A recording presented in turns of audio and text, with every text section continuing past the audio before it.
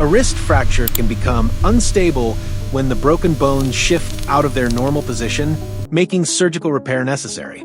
During open reduction and internal fixation, the patient is positioned with the injured arm supported on a hand table to provide optimal surgical access.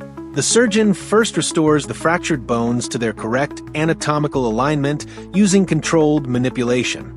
An incision is then made over the injured area, allowing the fracture site to be fully exposed.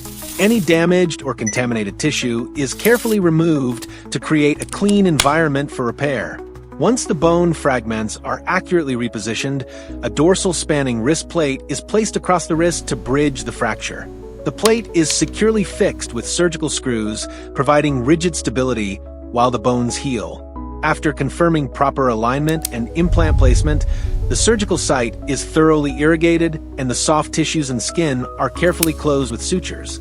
This stable fixation helps restore wrist function, reduces pain, and allows the bone to heal in the correct position.